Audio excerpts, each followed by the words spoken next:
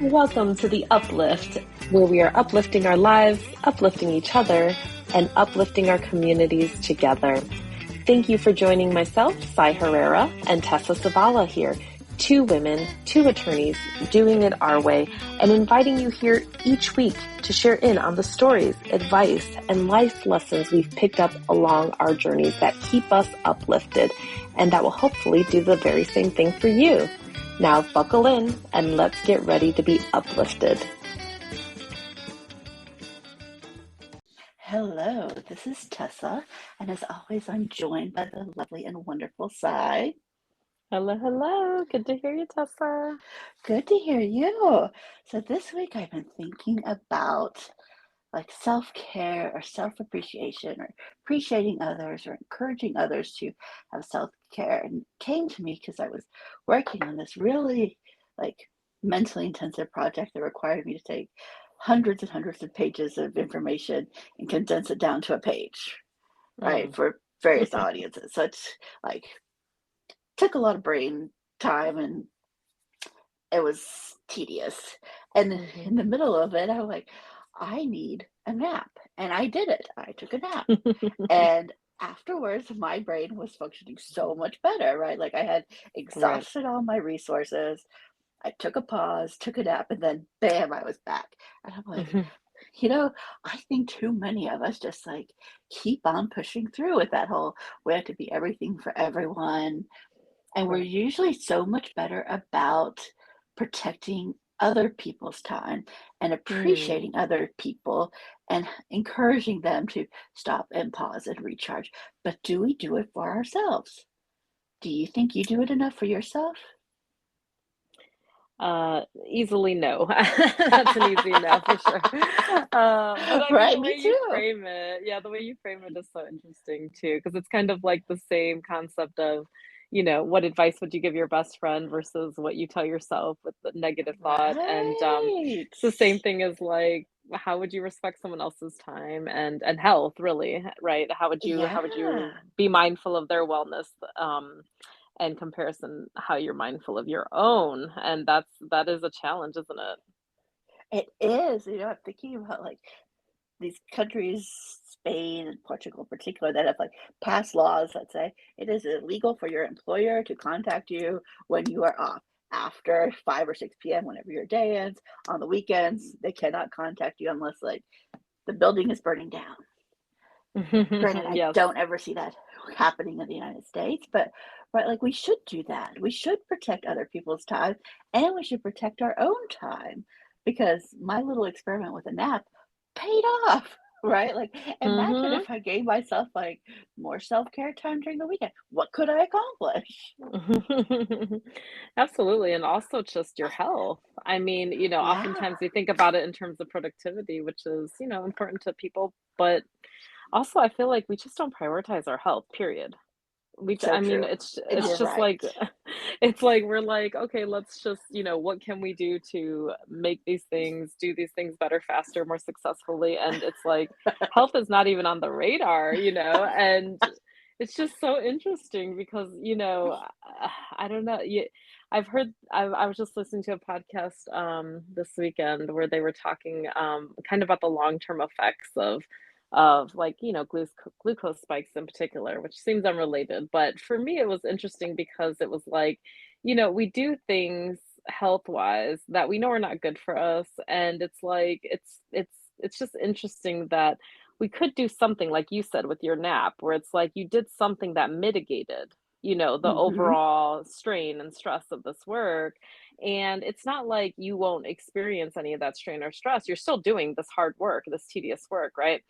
Right. But it's like you mitigated it. You actually did something that was really good for your body, your health, your mental wellness, like everything, and you increased your productivity. So it's just like it's a win-win-win-win-win.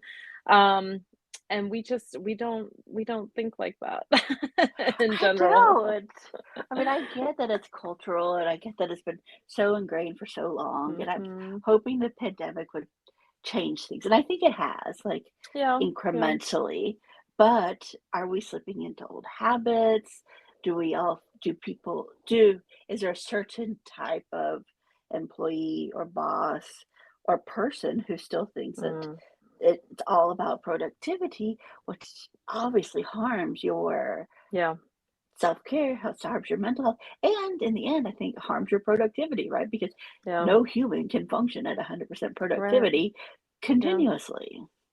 And I'm so fascinated by other countries where it's like it's just fascinating to me, I guess because I've grown up here where it's like there are countries where people don't think about work as like the main thing. Like that's strange Right.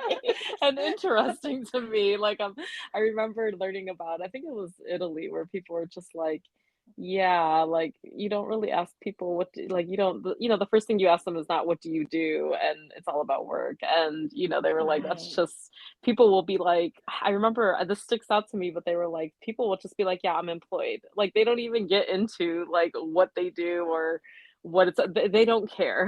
That is not something that's of interest. And I just find that so fascinating. It's so culturally so far away from us. But at the same time, it's like we have to recognize where we are, and we do have this cultural value to work in productivity, and that's okay. It is what it is. But it shouldn't be to the detriment of our health and wellness. No, And yeah. I believe you're right. COVID helped us to a certain extent, but you know what I find very disturbing is that I almost think that this is very much like my individual just perspective at this point because I've just seen some interesting things happen through COVID. It I've just noticed that sometimes it seems as though people are almost trying to like one up and like like almost come back from COVID. Like I do know it's in certain, in certain Ah, little pockets, it's like people mhm. have been able to be like, look, we should work from home more or like take the time you need and people get sick or whatever. But there's another thing. There's another like force at work where people are like, you know, look at me. I'm showing up to the office and look at me. I'm working more and I'm never taking days off for being sick and it's just so interesting how pervasive it is and it's like it's not going to go easily. It's definitely not going to It's go easily. not. So yeah. And I also think, there's that we equate, and I think you alluded to this when you were talking about Italy, we equate success with being busy, and I don't Mm, think that's necessarily yes, accurate, right? Like, yes, just because yes, you overscheduled yourself doesn't right. mean you're good at your job. No, no, and you might, I mean, to your point, you might be doing a far less great job. You might not be doing, living up to your full potential if you are working yourself ragged. I mean, if you're tired all the time, or hungry, like I'm very guilty of just not eating Yep. sometimes because Mhm. I'm just so entrenched, with work Mhm. and it's like I feel hungry for a minute and then I get busy and then the time passes and then I literally don't feel hungry anymore. So then I'm like, oh, I just keep working, I guess. Like, it's just But do you think terrible. if you step back and think about it, at the end of those days, do you feel more Mhm. exhausted? Mm. Like, does I it mean, drain honest you more? oh, yeah. I mean, well, you need food. For me Yes, you do. for me, my brain definitely works better on food.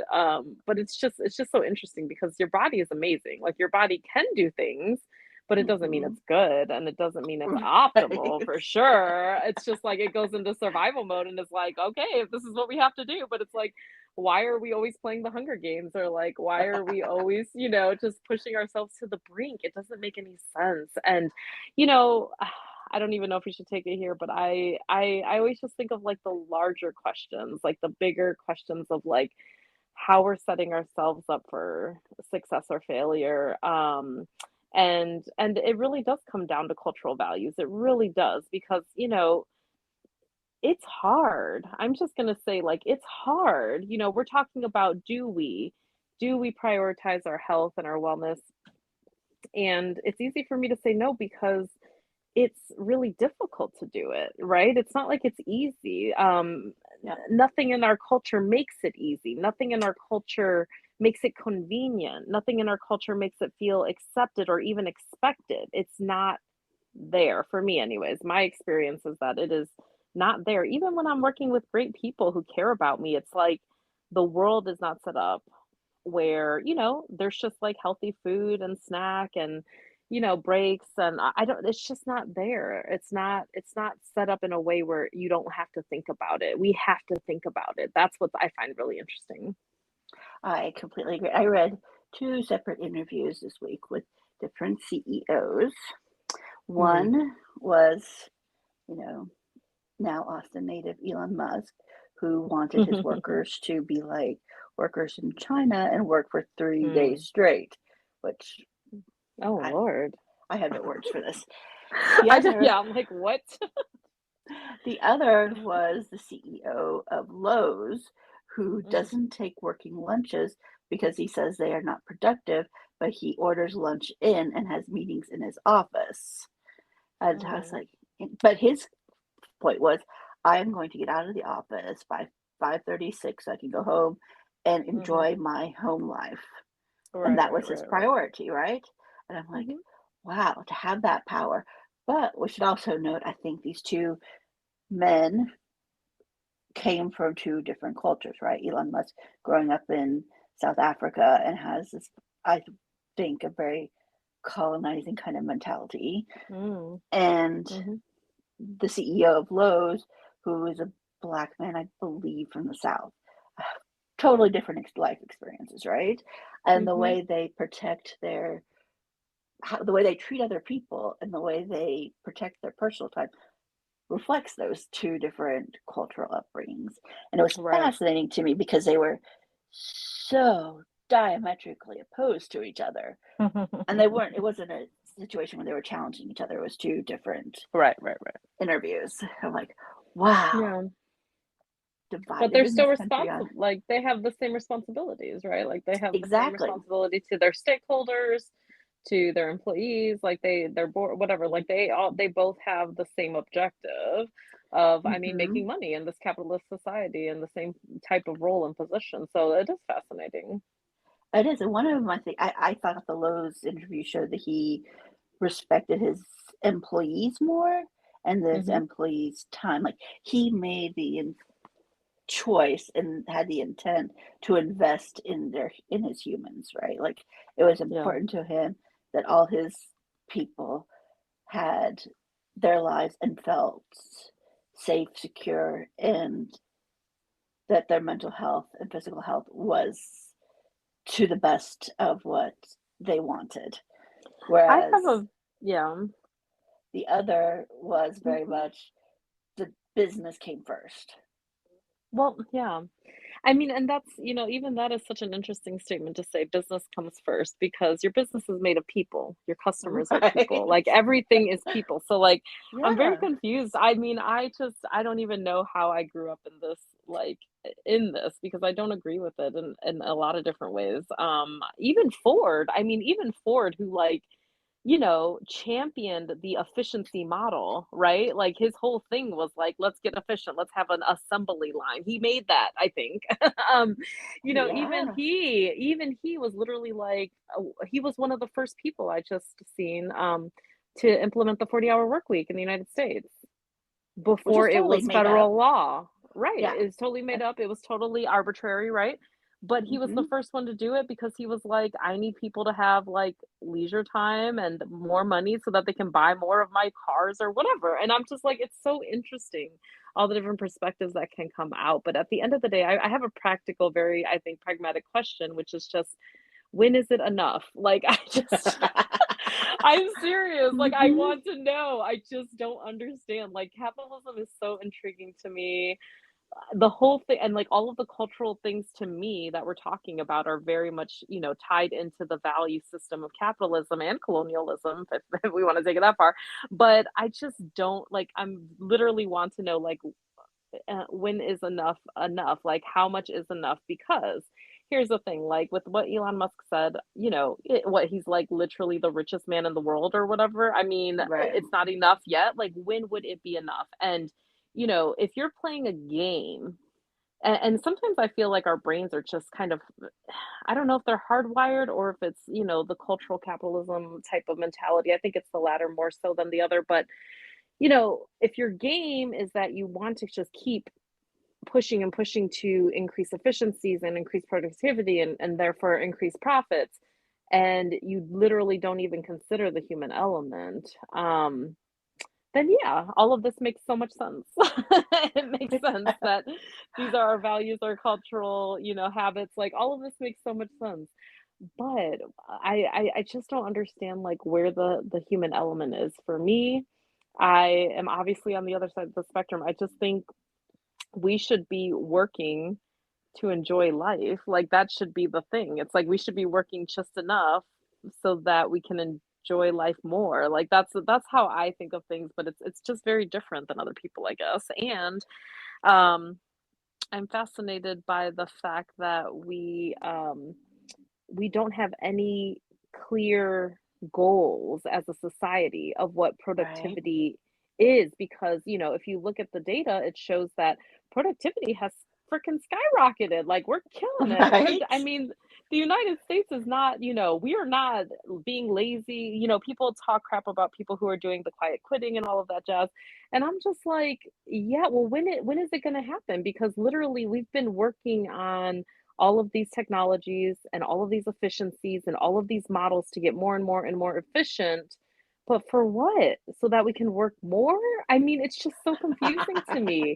And I think I've said this before, but I'm like, technology has made it so that and I mean, I had no data when I said this, but I'm like, it's got to be the case. Like it's just common sense to me that it's got to be the case that we are far more productive like in a day than people used to be like in a whole week, like in an office setting, in a similar setting because of computers, because of technology, because of, I mean, we're not even hiring, as many administrative assistants and secretaries and other support staff that we used to because we have compute like you're your own everything because you have computers, right? So it was just interesting because I seen on a video the other day that somebody confirmed exactly what I was thinking, where they were like, literally you can do in one afternoon, what our grandparents were doing in a whole week. And I was just like, I knew it, like I knew it. But it's just bananas to me that we don't account for that at all.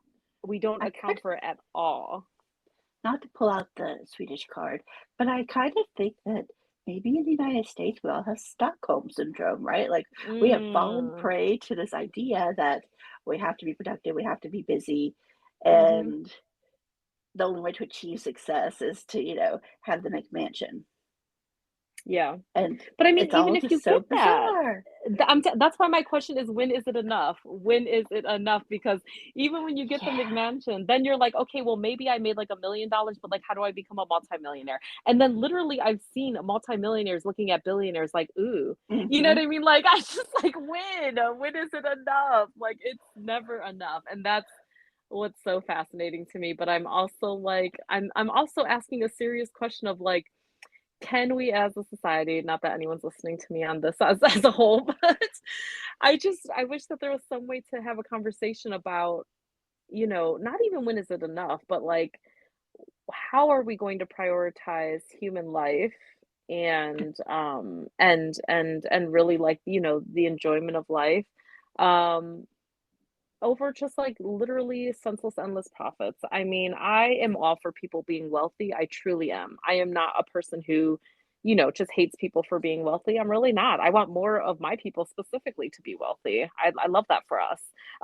But I really don't know at what cost. You know what I mean? Like I'm trying to understand like when do we get to have a conversation about balance because even the conversation we're having right now, it's very much like it could easily be about individual responsibility for Yeah. self-care, right? But it's a And collective issue because it's a exactly, collective yes, problem. exactly, and that's the harder conversation to have, I would say. And I don't know how to start it, but I think part of it is for people who do end up um, getting some power and authority and have some autonomy to make choices, or even for people who have the understanding that human life and enjoyment and joy are all important things. Maybe even considering trying to get some of that decision making power to impact people's lives in a positive way because The truth is if we have a bunch of Elon Musks in the world running everything, nothing's gonna change for the better anyways. You're right. You know, it's that whole representation matters, right? Like I Mhm. also read this week, and I do not know if this is true, but I read that um, Tim Cook, the CEO of Apple, took a $50 million pay cut in lieu Mm. of laying off workers. Whereas we've read Yes. about all these tech companies that Yes. overhired and now are letting go of workers. And I'm Right. like, you know what? That is an excellent example of, hey, Exactly. I don't need that much. I want to have my Exactly. employees happy. But do the rest of them do it? No. No. And then all these Yes. companies are reporting so much profit and laying off people. And I'm like, Mhm. it doesn't like And what's the even more practical striking about person in that me is is just shocked. well, they will, and I mean, and the humanitarian, right? But like also Yeah. you like literally don't need it, clearly. But Mhm. also like you'll see them giving themselves raises and bonuses as they're laying off people because they're saving the company money, I guess. It's just so Yeah. twisted the way that we think of things and the way we prioritize. We basically just prioritize money over people at the end of the day. And so yeah, I would just be remiss to not talk about the larger conversation when we're talking about how we prioritize our self-care because it's really hard. It's really hard when you're in a world that Mhm. doesn't prioritize it for you as as a worker or as a mother or as anybody that you are if you're not a multi-million or billion dollar CEO pretty much And I think, everyone you know, else. the part that I think we forget in the United States is that these two things are not disparate, right? Like you can Mm, invest in your human capital and have yeah. happy human Yes. beings and make a Yes. profit. That is not, Yes. they are not Exactly. disparate They're not diametrically concepts. opposed. Yeah, they're No. not. Yeah, they yeah, you can have one and the other. And I wish I remembered names, but remember that one CEO who came out and was talking about like I think he was the one who was like everybody needs to be making at least $75,000 in order to be kind of like Mhm. set, not set, but like have enough stability basically to not have Yeah. to worry about money in a way that's, detrimental in a way that's really destabilizing. And I think he might have written a whole book, but I mean, he's just an interesting person who sees that. He's really like he's one of the leaders that sees that and understands that you can have both. It's like this and that. It's not an either or situation.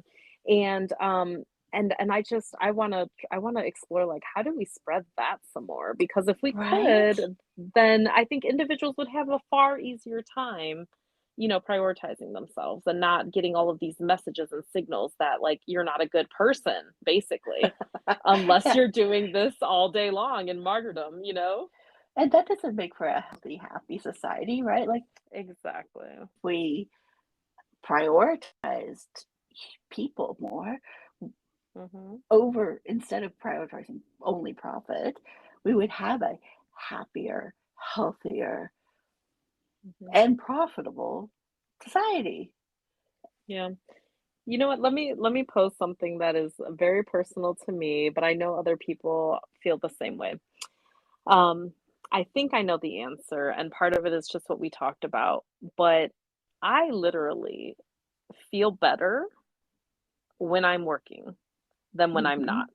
And it's strange to me because I've always been the type of person who's like, I want to go to the beach, I want to travel, I want to do all these things that are not work. I hate work. And I don't know if it's just because I care about my work so much now that I feel so invested in it or something.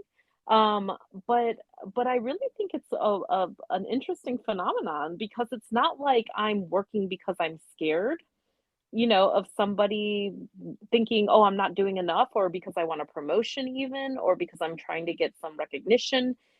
It's not that. It's like I feel strange when I'm not working, and I feel better when I am working, and I think it has more to do with like I don't know. I think it's more like the bigger society of signaling and maybe finding I don't know, maybe if it's something related to like finding meaning in work. But all I'm saying is that I really think it has a lot to do with why it's hard for me and particularly to give a lot of time and energy to other things that I know would be good for me.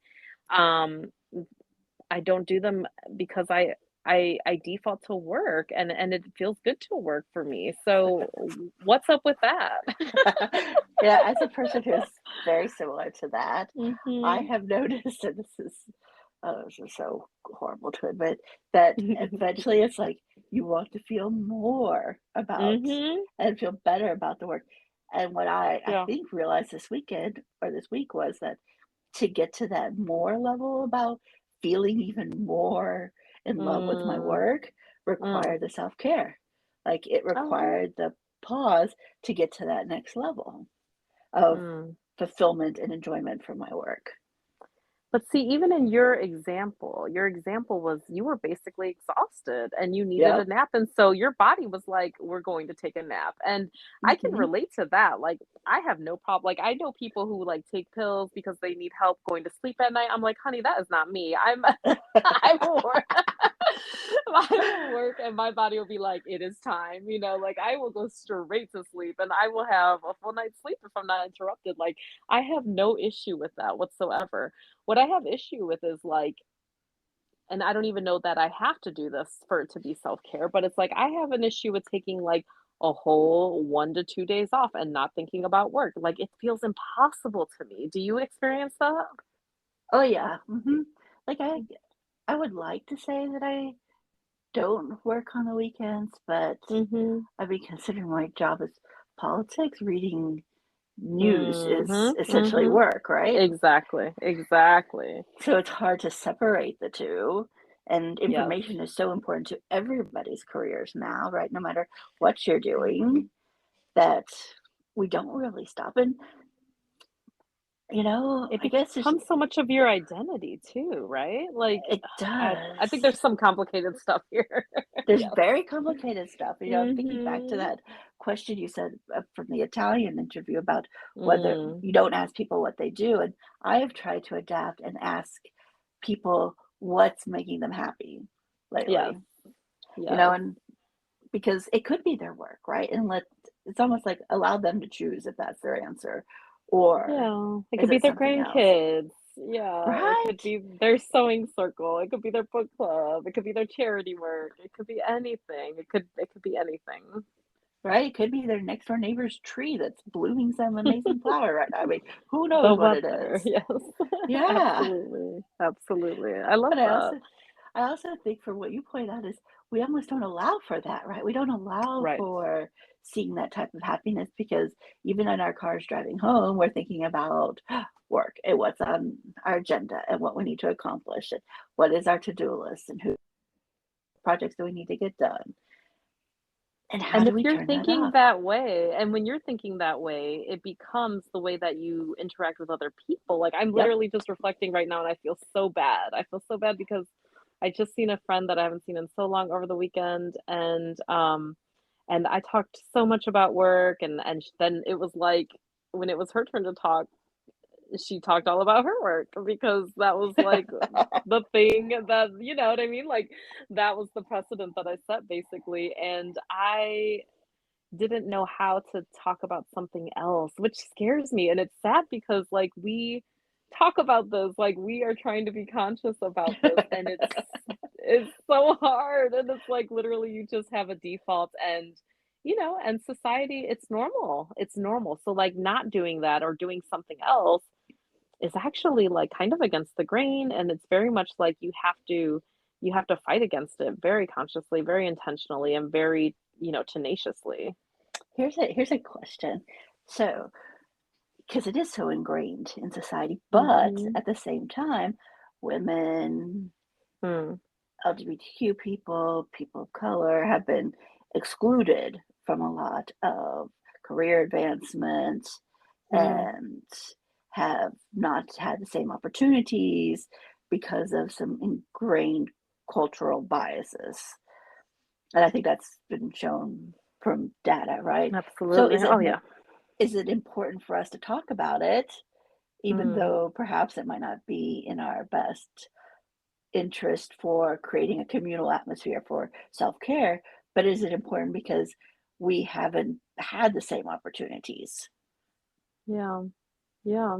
So it's a hard, I like, it's a mean, double-edged sword, yeah, right? it is, it is. I mean, unless you let people lead. I mean, that's another thing. Like, I love your idea about letting people choose what they want to talk about, right?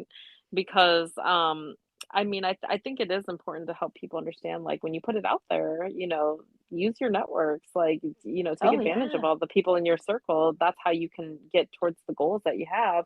But also, like, maybe they don't want to talk, maybe whoever you're talking about doesn't want to talk about work right now. They might want to talk to you Mhm. about, I don't know, their favorite TV show or whatever, right? And so yeah, I think it's really interesting. I like to let people lead when possible. I shouldn't say I like to. I would like to because obviously I'm failing at this and that's okay. Thinking about how I'm failing is helping me feel good about being more conscious about it. But when people lead, then it's I don't think there's anything wrong with talking about work. I think I like to think about, and I did use this word when I was talking to my friend about co-conspirating and being co-conspirators and things, because that's really what it's at, right? It's like Yep, nobody. I mean, does anybody really want to hear about like your long work situation? Maybe, maybe not. But I think what's more interesting is like if somebody's telling you, "Hey, I'm really excited about this thing that I'm doing, whether it's part of my job or not." And I'm really passionate about it. I'm really trying to get people involved and then you're offering like, well, this is how I could help, then that's a whole different situation in my mind. That's a whole different conversation that would absolutely, be well totally welcome. Yeah.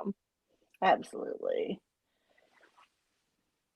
And I did you find yourself in this conversation with your friend also encouraging her to find some time for herself?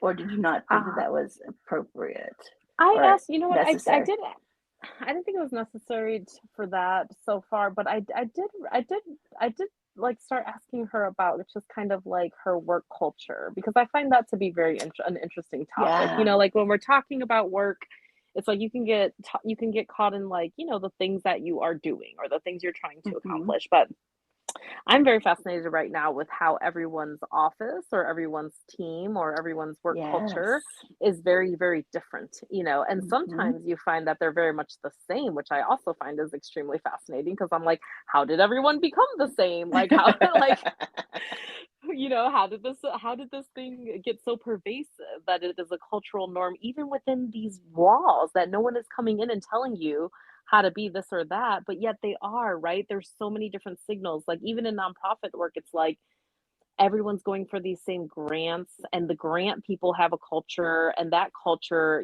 is interjected into all of these different nonprofits trying to get money from them with all of these parameters that they set. So or even government contracts, same thing, laws, regulations. There's so many different things that steer you in a specific direction, right? And tell you what's right and what's acceptable and what's a norm and what's not. So yeah, I did start asking her about that. I was just like, how are your, what does management look like? Are they all competent? Are they all kind? Or like what how and it was interesting because I learned some things from what she said about how, they were treated differently as a regional office than the headquarter office. And it's just fascinating to me. I think it's so interesting to know that like everybody kind of has their own situation and there's so much nuance in it. But I think it's important for us to try to talk about just culture and basically what you should expect. I kind of think about it as relationships. It's like your best girlfriend will tell you like this is hopefully she knows what a healthy relationship looks like. And she will tell you immediately like this thing in your relationship is good or it's not, or this is healthy, this isn't healthy. And I think it's like we have to develop the same language around work. I really think that there's some kind of symbiosis between healthy and unhealthy intimate partner relationships and healthy and unhealthy work culture or employer employee relationships, because it is just that, it's just a relationship. Absolutely. You are absolutely And correct. yeah, and I mean you could absolutely be in a very abusive relationship and not know it. Mhm. or you do know it and you don't know how to get out of it, or it's so abusive and there's so much power and control being leveraged that you literally can't do much about it, or you haven't found the support that you needed to do anything about it or the resources. And so I think that's the thing that I'm interested in getting. And we got to scratch the surface on that, but I would love for us to find more language to really talk to each other about that. And maybe it's something simple, just like, I don't know, like, are they treating you really well? Are they treating you with dignity? Are they treating you with kindness? Like, I don't know what the language is, but I do think that we should be watching out for each other, basically, just like we do for our romantic relationships. You're absolutely correct, and I think that's also incumbent on people who manage people, right? Like, look out Mhm. for you're not there to, like, control when they go to the restroom or when they go to the dentist or Right. those type of things, Yes, right? please, let's get by that, my god. Right? You're not the hall monitor. You're the Oh person trying to get god. the best Why are work there out of hall them. monitors? No, yeah. But, we've all had it. We've all had the bosses Yeah. that are like hall monitors, and Oh, the it's not micromanager, I can't. yes, I yeah. cannot. And I never knew why that bothered me so much, but as we speak about it, I can completely understand it now, where for me, it's like if you're micromanaging me, you're making me feel like I'm a child, and that means you Mhm, have no respect for me as an equal. mhm, And that's unacceptable. Like that's the thing is like everybody wants to be treated with dignity and with just common respect, right? And there's so many things built into I'm gonna call it like a toxic work culture that's very pervasive in this country that we just we accept it as normal, which is the worst. Oh man. It is, right? The And I think hardest thing to undo. it's a lot like what we talked about at the beginning, these, kind of how do you get out of that mindset and that culture? And you are absolutely correct. It has not changed as much as it should have after the pandemic, Yeah, and it varies, yeah, company to yeah. company. Workplace to But workplace, role to role. Yeah, depending on your power. yeah, and it's really incumbent upon all of us to, just basically stop being assholes. Pardon my language, but right? Like I think the micromanagers just they want to be a bully. Yeah, And and it's about there's power no and control. Yeah. yeah. And And then I'm so grateful for that language that I got from domestic violence work, actually, because I never understood, like, abuse is not about, hurting somebody, physically, emotionally, or any other way. It's literally about power and control. And so when you think about that in the workplace, it's like, oh, it's ripe for that, right? Like somebody gets a new title, someone gets a little power over you, somebody gets to say mhm. when and when you can't have this or that. And it's like you can either abuse it or choose not to. You don't have to. And It's what's wild. crazy to me is it seems so simple to me to like Mhm. just be nice to each other, just Right. respect other people, and if Mhm. everybody else is pretty much happy or content, you're gonna have a better work environment. Because who wants Yeah. to work around a bunch of people who are frustrated and angry because they're being treated poorly as human beings Yeah. or their I time isn't mean, respected? it is difficult in ways. I mean, I will say that, I've heard things where people are like, I think it was Brene Brown who was talking about this, talking about how like some organizations will have a nice problem where they're actually on the other spectrum where they're too nice, too nice to let people know that, they're not doing well or they're not doing what they're supposed to do or what have you.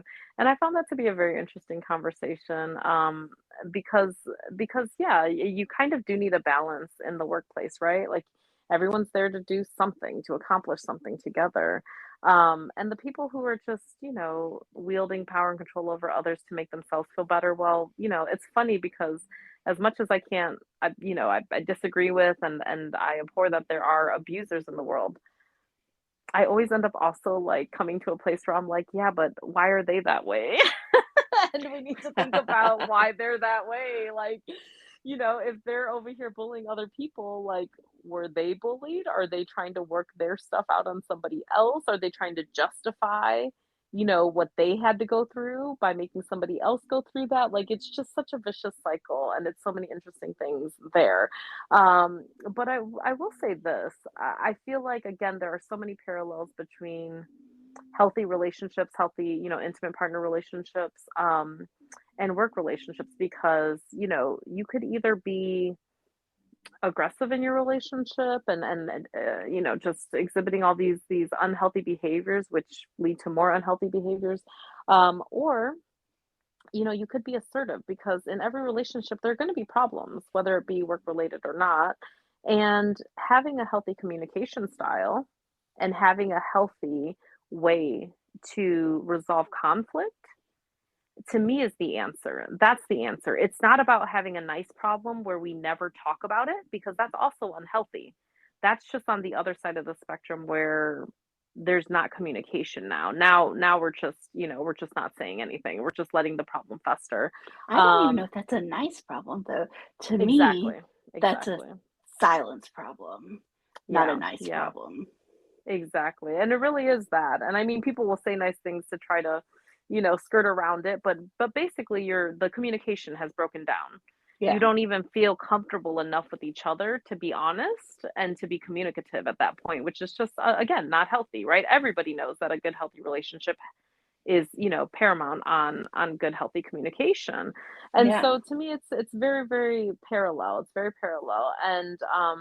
And I honestly feel like, so many of the people that are having unhealthy relationships in the workplace, they just don't know how to have healthy relationships, period. And we're never gonna get to a place, I doubt. I would wish that we would, but I don't think we'll ever get to a place where we'll always 100% have, workplaces full of healthy people with No, healthy relationship skills. not But when humans are involved. No. no, no. But I will say this, if we could get more people who set the tone, Yeah. right? To prioritize all of this healthy relationship work throughout the agency, throughout the organization, then we would have a lot more healthy, happy relationships, I would say. Because even the people who don't exactly know what a healthy relationship looks like, if you're telling them, no, no, ma'am, no, sir, we don't do this here. We only do this. It's kind of like, anything you're trying to teach anybody. I don't know why I always think about kindergarten class, probably because my daughter's in kindergarten class, but it's like you have to reinforce what is good and what you want, and not reinforce the other things, the other types of behavior. And for me, it's social psychology would tell you, like, it's pretty simple to understand that how we are the way we are. We have been prioritizing and rewarding this unhealthy behavior for a long time, a really long time, right? It, And rem- that's what needs to change. it reminds me of like that stereotypical law firm life where, hey, Yes. welcome to the firm. You have 4 weeks paid Mhm. vacation, but you can never take it Ever, ever, because we ever, will ever. Don't even account it think about against it. you. Yeah, Yeah. Like, absolutely. And when you're on vacation, with air quotes, you better have your cell phone handy, just very, very handy, because yeah, it's not, I had to go through all my CLEs, to keep up my license, which is always fun for your birthday. Happy yeah. birthday. You get to sit Happy through eight birthday. hours Yep. of videos. But Yeah. Oh, yeah. um Same. I just watched one that was literally talking about this situation. It was like, it was talking about lawyers specifically, and it was saying that attorneys have like one of the hardest times basically staying mentally well, honestly, is what it was about, because they were saying it's so difficult because we have such a high standard, and they were talking about ethics. And actually, if I'm now that I'm really thinking about it, these were two different CLEs, which is hilarious, because one of them was talking about how terrible, mental health is for our profession. It was like 20+% of our profession, people in our profession, are struggling with like serious mental health diagnoses that are related, job related stressors, Uh, right? It was just really terrible. And then don't even get into all the other, like, misuse of drugs and alcohol and stuff to cope. But there was that CLE, this guy trying to tell people, like, this is a problem. And then the other person who, it has every right to be talking about this, and is very, very much a cornerstone of our profession, was talking about ethics and talking about the fact that basically you have an ethical duty, to be timely and respond timely to all of the different various deadlines that may or may not exist, and whenever they come up, and basically doing whatever you have to do to get the job done. And I found that so interesting because it was like, that's not gonna go away. That's just Correct. that is just there, and that does not go away ever. It doesn't matter if you take a vacation, it doesn't and obviously people find ways, and they also talked about the fact that, you should basically be cool with other attorneys and not be setting up people on a holiday weekend for, ridiculous weekend of work or whatever. But the Right. truth is that it can happen. Like, nobody is Yeah. stopping that other lawyer from doing it, right? We say it as a courtesy, like, don't be a jerk, don't do that to other people. But why did she even have to say that in the CLE? Because people do it, Do it. Yeah. and there's no rules that say you can't do that. And there's nobody that's going to stop you. And guess what? Your ethical duty as an attorney is to deliver, regardless of what day it is, regardless of whether or not you're on vacation, whether or not it's a religious holiday that's significant, whether or not somebody you love dearly just died. It does not Hmm. matter. And that's what's so wild, is that, this is just one example from our, from our little slice of the world. And I'm sure there's so many out there, but it's like, what do you do, and how do you overcome that? And that's why I'm so interested in these larger questions. And I even recognize that I'm oversimplifying, because there's some things that you just can't get around. But in general, I think we can all commit to just finding little pockets of humanity and preserving them, or building a little more humanity in whatever work that we do, especially if we have some autonomy to have, impact there. And you raise such an interesting issue because I think the personality of people who are attracted to the law Mm, are mhm. overachievers, Talk type about that, yeah. A, who who find pleasure in their work, and that is Mhm, just mhm. by nature who And we are. identity, have a lot of Yes. identity stuff with Oh, that, yes. right? Yes. Being Yes. perfect, getting all the good grades, getting Yes. accolades for it, getting recognized for it. Mhm. Yep. Always over Absolutely. delivering and under promising. Yep. Yep. And I Yep. think we might be the biggest threat to ourselves, right? Because our Mhm. personalities are working against us to Mm. protect our time. So, what kind of tricks Mhm. and traps can we create for ourselves so that we Mm. make sure we perform at our highest by adding in the self care, knowing that we just can't go at, 100% 7 days a week, every year? Yeah. It's Well, I don't have impossible. a I hope you have tips, Tessa, because I don't have a lot to come with. I'm very much a work in progress in this. I am all those people that you described. And the first thing that I know, though, like, thinking about relationships, healthy relationships, like I said before, is that communication really is, queen, in all of this. And one of the things that has helped me somewhat, healthy boundaries and communication together, right? So, like, thinking about that, how you apply that in your personal relationship, think about that and how you can apply it in your professional relationships, right? So, for me, some of the things that work are to let people know that, very clearly and as early as possible, is also a great trick and tip, is to let people know when and when you're not available, what kind of communication is and isn't acceptable. Even communicating by email, like, one of the things that I haven't really committed to doing yet, but I've seen and flirting with the idea of putting on your, signature block something to the effect of, like, how often you check emails and how you want people to communicate with you. If something is urgent, for example, things like that can be really helpful. And I think it seems like something that we don't often give ourselves permission to do, right? To make up these new rules for ourselves and how we want to be treated. And if you think about it in a, relationship side of things, it's just like boundaries. It's just telling people how to treat you. And so often in workplaces, we don't have any boundaries because we're not Right? afforded them, and nobody teaches you how to have any. And nobody, not that anyone's doing a great job teaching us about relationship boundaries either, but especially in the workplace, it's almost like you're taught to I'll basically obey. I'm just, be real with you. Like that's how I feel. The messaging is just like, do what you're told and try to do even more so that people will notice you and lift you up, Yep. right? And you don't get fired, Hmm. right? Like everything is such a if oh man, if you really think about it as a relationship, it's already like abusive by nature, but I'm not going to go there.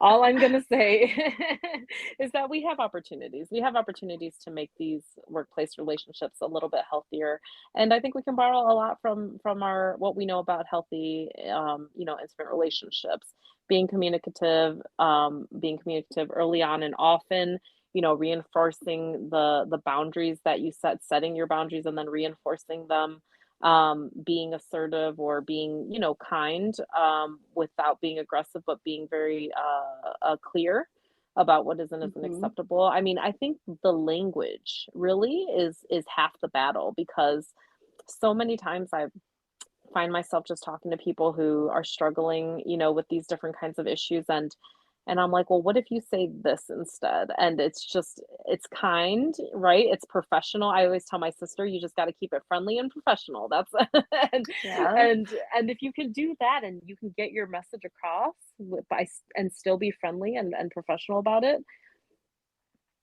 who can blame you for that? Who can fault you for that? Who can say anything to you? Like I think that that's the key, or one of the keys rather. And the more that people do that, I'm hoping the more it will become really acceptable and it will just be kind of normal. Where maybe it will even be, like to a point where we start asking each other what our boundaries are Right. and what is Yeah. okay and what's not okay. Communicating boundaries and how important language is. I think of that example of Mhm. when you're the person who is late for a meeting, and instead of Mm. apologizing, you say, "Thank you for being patient with me." Yes, yes, And I I love think, that.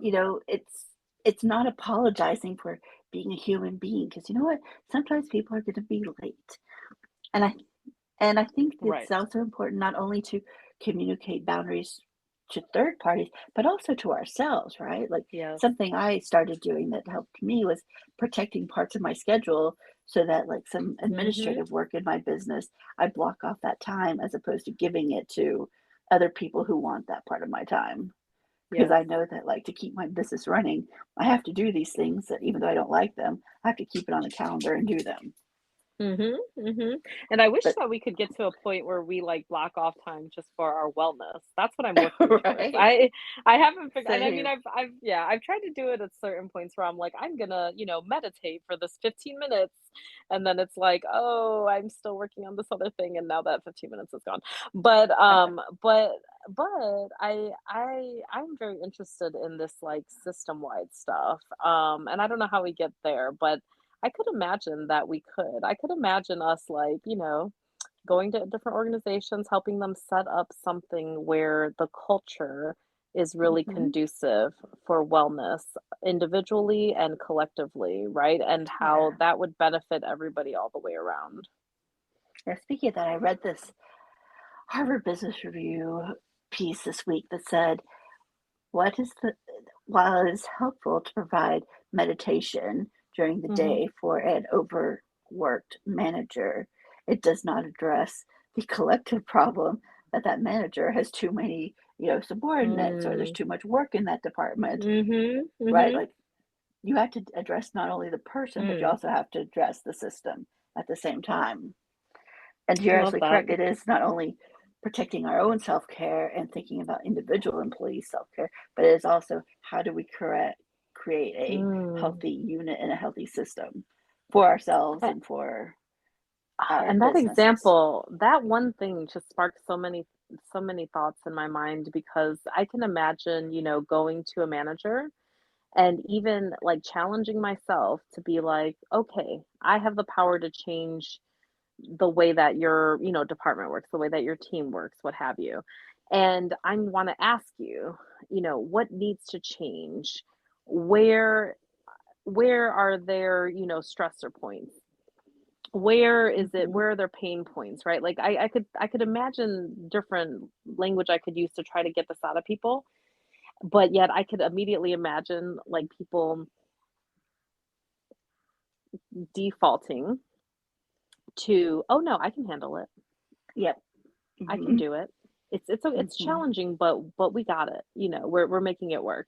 And I just, it's that thing where it's like nobody is allowed to be vulnerable. Nobody is allowed. You're not allowed, like, no vulnerability. That's not okay, right? And that's really the tricky part for me. I think I think on an individual level for sure. I'm not saying I am not guilty of that. I 100% am. And for everyone else, even if I, could get to the point where I'm like, let's have a conversation about it, let's talk about it. You almost have to find a way where it's not about the individual's vulnerability. You have to find some other way to talk about it where it's like, we want to double your team. How would that look? Or I don't know, you'd have to find something that's not personal, that's not about their work achievements and their productivity. Because people take it personally and people will think there's Mhm. somebody to blame when Mhm. there's nobody to blame, and it's just how do we help everybody be their best selves? Yes. And sometimes that's Yes. moving people around because you realize, after you've hired them, that while you hire them to do A, they're actually really, really good at B. So move them over to, Mm. section Yep. B, and maybe Mhm. somebody in section C is really good at A. And, I think it's like kind of that constant pivoting, right? Seeing how people Yeah. change, seeing how people adapt, and paying attention to it. And perhaps that's what it all gets down to, just essentially paying more attention to yourself and to others to see their stressors, because I think people will show them to you. That's true. Yeah. And maybe you could ask it in a different way of like, if you could have more support to do your job even better. Like the Yeah, like the that built-in positive kind of language is question. like, "You are doing so amazing, and I just want Yes. to, like, take you to the next level. Like, what would we have to build around you to get you to, like, the next level or to, even see you shine brighter," or something to that effect. I mean, you really have to find a way to make it about growth and not, Mhm. more like about abundance versus scarcity, growth as opposed to like failure, Yeah. something to that effect because at the end of the day it feels like everybody is, they're I don't know. I always feel like in the workplace that people are somehow pitted against one another and I hate that. That's the Yes. thing I dislike the most because I'm like, for me, we're all in this together. Like we're all on the same team, like we should all be moving in the same direction, not against each other. And it's like everything is kind of set up, um, to push us against each other in ways that I don't think are healthy. And I wish, and I'm gonna keep looking for all the ways to make it more collective, more collaborative. It's not it's a big challenge. It really is because we are dealing with um, the hierarchical kind of just established corporate models that have been Mhm. pervasive for I don't know the beginning of the country, I guess. I don't know. Like, it's just it's gonna take a lot of undoing. Yeah, It and a lot is. of It's deprogramming. Mhm. deprogramming and finding, as you pointed out, the right words to use that Yeah. bring out the best in everybody as opposed to make them put their walls up and either feel like they're being torn down. Yes, And nobody wants exactly. that. Yeah. That's not healthy for your environment. Like, even as a kid, was it healthy? Did you get more out of your parents scolding you or more out of your parents supporting you? Encouraging you and yeah, Yeah. and reinforcing and yeah, that positive affirmation that you're seeking, right? That made us all type Mhm. A. No, just kidding. Yeah. But but Oh, danger, danger. yes, but I do think that we can get there, and I will say, like, to give ourselves some grace, capitalism and our whatever you wanna call it, all of the ways that we have been doing it for so long has had hundreds of years of a head start on what we're It trying to has. do now.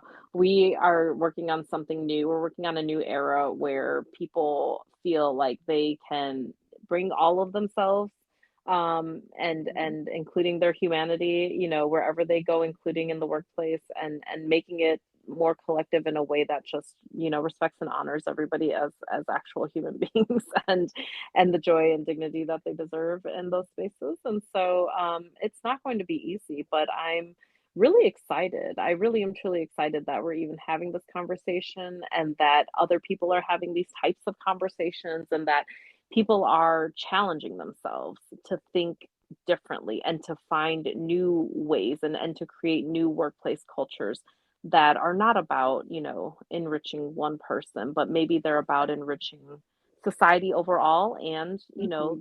the workforce as a collective. Absolutely. And I think you made some excellent points on how it is incumbent upon us to do it for ourselves and to do it for others, like whether it be Mm, by communicating clear boundaries or com- communicating deadlines or communicating expectations and doing the same internally too. yeah, absolutely. And that's a challenge, with the external side, because even if you create a culture in your part of the world, Yeah. try trying to work with others on the outside. I don't know if I shared this story already, but there's somebody that we work with who they're always closed on the last Friday of the month for like mental wellness for their employees, which I love. I'm obsessed with that. I think that's great. But I'm always like, dang it, why are we working this day? Like, because I want to talk to them so bad. And I know that I can't. And it's just such an interesting thing for me. But I kind of love that they've, have this thing, they stick to it. Yeah. And it's like a value of theirs, and they're showing up by keeping it there and reinforcing it every month with us and within themselves, right? So there's so many possibilities. I think we just have to stay There are. creative and open and let our values of, putting people first kind of guide us. Right? I think it all boils down to like just respecting each other and ourselves. Hmm. Yes, absolutely. Yeah. We're gonna get there, Tessa. We're gonna get there together. We are. We are. And I'm going to do my best to, lead by example, even though I am an Yeah, office of same. one. But still, I mean, I think But it's you good still when work with all these people on the outside of the yeah, office, right? You work with I clients. do. You have to set And your on boundaries with your clients, I'm sure. absolutely, and on teams that I work on, and it's Mhm. a matter of just communicating.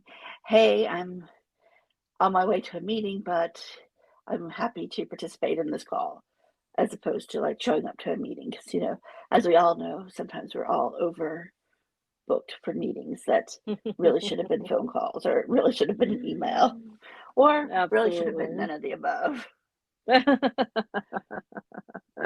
That too, yeah, but then it goes all the way back to respecting people, right? Respecting other Hmm. people's time, respecting other people's circumstances, and also just giving each other grace. I mean, Yeah. that's one thing I will say, like, we've gotten a little bit of that out of COVID. I just think we need to lean into that, keep pushing for that, keep pushing that farther, because at the end of the day, we are all just human beings just trying to make things happen, and most people are just trying to do a good job, really. Like, that's really everyone's kind of goal. So, yeah, so yeah, there's no reason to be punitive, right? It's always about trying to lift people up. And you make an excellent point as we're wrapping this up. Like, just Mhm. view them in a positive way as opposed to Yes, seeing them for yes. their negative, because they are not their mistakes. They are everything. Mhm. And that includes the, 99% of the time when they're not a mistake. Absolutely. I love that. Absolutely. And it's like we often just focus on always on the negative. We've talked I about this. know. Like the negativity pulls you in, but it's like even thinking about performance evaluations, one of the things we're going to try to do instead of, a performance evaluation is just like a professional development plan for each person that's individualized, and like where do you want to be? Like what are you trying to grow towards? Mhm. What are your personal professional goals that we can help you with?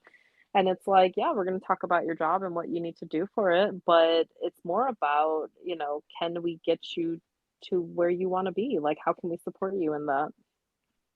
Yeah, and I think about how brilliant that is, and reframing that issue towards making that the best for the person and the best for the organization. Exactly. It's a win-win. And that's Yeah. that's what we need to get to. Is like this is a win-win.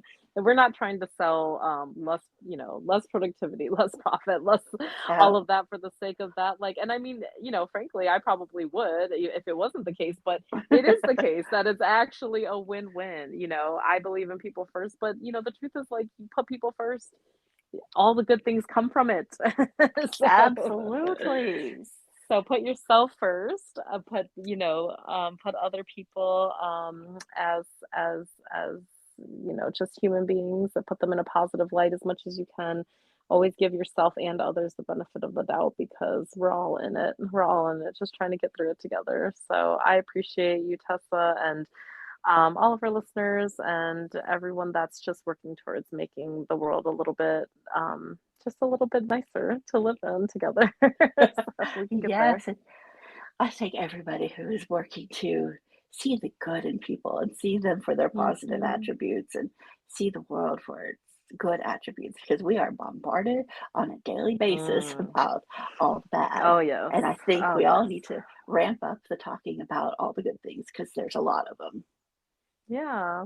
And throw a compliment to somebody today. Everyone Yes. loves compliments. Yes. You're very good at that, Tessa. I'll give you a compliment in that. Oh, you're so sweet. Thank you. Of course. Thank you for So, this. Thank you all for listening. thank you all. We'll talk to you soon. See you next time. Bye bye.